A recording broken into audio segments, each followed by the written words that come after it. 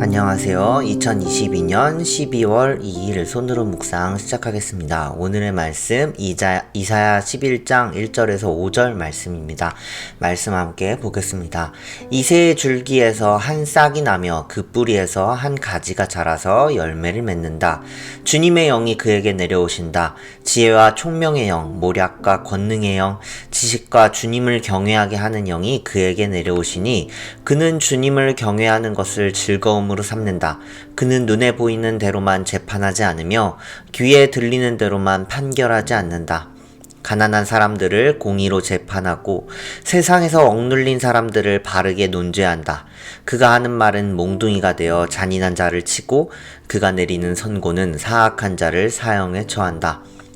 그는 정의로 허리를 동여매고 성실로 그의 몸에 띠를 삼는다. 아멘. 강림절기를 함께 보내고 있죠. 강림절 손으로 묵상을 함께 나누고 있는데요. 강림절은 성탄절, 이 땅에 오신 예수님을 기다리며 보내는 시간, 그 시간인 강림절이죠. 오늘의 말씀도요, 이 성탄을 기다리며 오실 예수님에 대한 예언의 말씀들을 좀 함께 보려고 하는데요. 첫 번째 이제 1절로부터 시작되는 말씀에는 이새의 줄기에서 한 싹이 나며 그 뿌리에서 한 가지가 자라서 열매를 맺는다 라고 합니다. 여기서 이새의 줄기라는 말이 있는데요. 이 줄기로부터 메시아, 즉 구원자가 날 것이다 라는 예언을 하는 것이죠. 그런데 왜 이새일까요? 왜 다윗이 아니라 이새일까 하는 질문이 조금 들었습니다. 다윗의 혈통에서 메시아가 난다, 이런 이야기는 많이 들어봤는데 오늘 말씀에서는 특별하게 이새라고 기록되어 있는 것이죠. 이것은 다윗은 왕의 신분을 가지고 있었죠. 왕이 되었죠. 하지만 아버지 이새는 농부였습니다. 메시아는 먼저 이 땅에 왕의 모습으로 오는 것이 아니라 그 당시 시대로 따지면 미천한 신분으로 태어날 것을 예언한 것이죠. 그리고 이어서 메시아에 대한 여러 예언들이 이어집니다. 구원자 메시아에게 주님의 영이 내려올 것이다 라고 예언합니다. 그는 주님을 경외하는 것을 즐거움으로 삼을 것이라고도 예언합니다. 그리고 가난한 자들을 공의로 재판하고 또 억눌린 사람들을 바르게 논죄하고 또 잔인하고 사악한 자들에게 그런 처벌을 내릴 것이라 그렇게 예언하죠. 이사야가 살던 시대에는요, 이렇게 구원자가 와서 자신들을 구원하는 것, 이것은 꿈 같은 일이었습니다. 그 당시 시대는요, 아시리아라는 나라가 침략해 들어와서 북이스라엘은 망해가는 시점이었고요. 남유다에는 우상숭배가 가득한 시대였습니다. 정말로 꿈과 희망이 없는 그런 시대였죠. 혹시 여러분도요, 이사야처럼 꿈꾸고 있는 것이 있으신가요? 조금 더 쉽게 기도하고 있는 기도 제목이 있으십니까? 여러분 삶의 부분마다 하나님의 손길이 필요하고 구원이 필요하고 하나님의 도우심이 필요한, 그래서 기도하고 있는 그런 부분들이 있으시죠. 그런데 열심히 기도하다가도 내 삶의 현실로 돌아가면 참 현실이 막막한 그런 상황이 있을 때가 있죠. 현실은 아시리아가 쳐들어왔고 우상숭배가 가득한 그러한 삶 가운데 있는 내 삶을 볼 때 참 답답하고 막막한 그런 경험을 할 때가 있죠.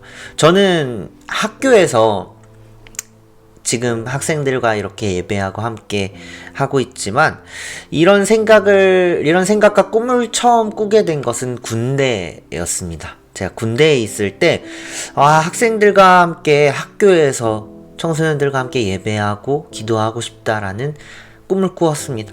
그런데 군대에서는요, 제가 할 수 있는 일이 아무것도 없었어요. 현실은 그렇지 않았죠. 그저 열심히 훈련하고 조그마한 군대 수첩에 제가 꾸고 있는 꿈들을 적는 것, 그 정도만 제가 할 수 있는 일이었습니다. 그렇게 군대 시간들을 보내고 꿈꾸며 전역한 후에는 다시 수능을 보았죠.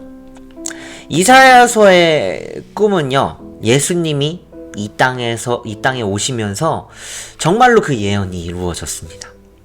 이새의 줄기에서 메시아가 날 것이다라는 예언처럼 나사렛에서 미천한 신분으로 인간의 모습으로 예수님이 이 땅에 오셨죠. 그리고 주님의 영이 그에게 내려오신다라는 예언처럼요. 복음서에서는 주님이 요한에게 세례받을 때에 주님의 성령이 그에게 내려왔다라고 증언하고 있습니다. 요한복음에서는 이렇게 기록하고 있죠. 요한이 또 증언하여 말하였다. 나는 성령이 비둘기같이 하늘에서 내려와서 이분 위에 머무는 것을 보았습니다. 그리고 예수님이 이 땅에서 하신 사역들 또한 이사야서에서 예언한 대로 가난한 사람들을 공의로 재판하고 세상에서 억눌린 사람들을 해방시키고 그런 사역들을 하셨죠. 그렇게 이 땅에 정의를 세우는 일들을 예수님께서 오셔서 하셨습니다. 여러분 혹시 기도하고 있지만 꿈꾸고 있지만 현실은 참 캄캄한 희망이 보이지 않는 그러한 시간들을 좀 보내고 계신가요? 저도 군대에서 꿈꿀 때에는, 군대에서 기도할 때에는 참 현실은 막막했습니다. 전역할 날도 멀고 깜깜했죠. 내가 군대를 과연 전역할 수 있을까? 그날이 과연 올 것인가? 이런 꿈과 희망도 없던 시간이었습니다. 그런데 지금 돌아보니 그때 꿈꾸었던 대로 너무도 행복하게 청소년들과 함께 학교에서 예배하고 기도하고 있는 제 모습을 발견하게 되었습니다. 하나님은요, 우리의 기도를 이렇게 듣고 계시고 우리를 가장 좋은 길로, 선한 길로 이끄시는 분이십니다. 지금 우리는요, 앞이 보이지 않는 캄캄한 시간을 보내고 있더라도요, 하나님의 말씀은 우리 앞길을 항상 밝게 비춰주십니다. 그 시간을 한 걸음 한 걸음 그 말씀을 따라 살아가다 보면 하나님이 우리에게 보여주신 그 자리에서 언제 내가 열심히 뛰어다니고 있는 모습을 발견하실 수 있을 겁니다.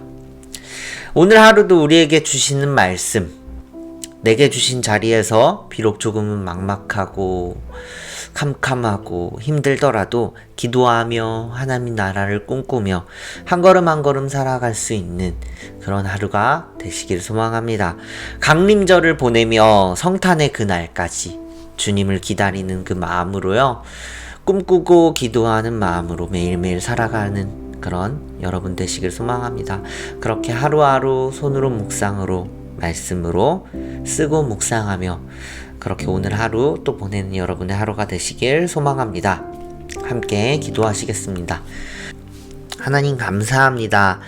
우리가 힘들 때, 앞이 보이지 않을 때, 캄캄할 때 하나님을 원망하기도 하고 이 현실에 눈물을 지을 때도 있습니다. 답답할 때도 있습니다. 하나님, 그러나 그 시간들도 그 하나님께서 나와 함께하고 계신다는 사실 오늘 말씀을 통해 깨달았습니다. 그 한 걸음 한 걸음을 하나님께서 인도하고 계시다는 사실 깨달았습니다. 그래서 내가 살아가는 모든 순간 하나님 앞에 드리며 나아갈 때 어느 순간 내가 나의 삶을 돌아보면 한순간도 하나님이 함께 하시지 않은 순간이 없었다라고 고백할 수 있는 그러한 삶이 될 수 있도록 주님 오늘의 삶도 인도하여 주시옵소서. 내게 주신 자리에서 비록 막막하고 캄캄하고 앞이 보이지 않을지라도 믿음으로 한 걸음 한 걸음 살아갈 수 있는 우리들의 삶이 될 수 있도록 주님 인도하여 주시옵소서.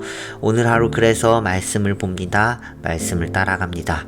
강림절의 시간 또 그렇게 보낼 수 있는 우리들 될 수 있도록 주님 인도하여 주옵소서. 감사합니다. 예수님의 이름으로 기도했습니다.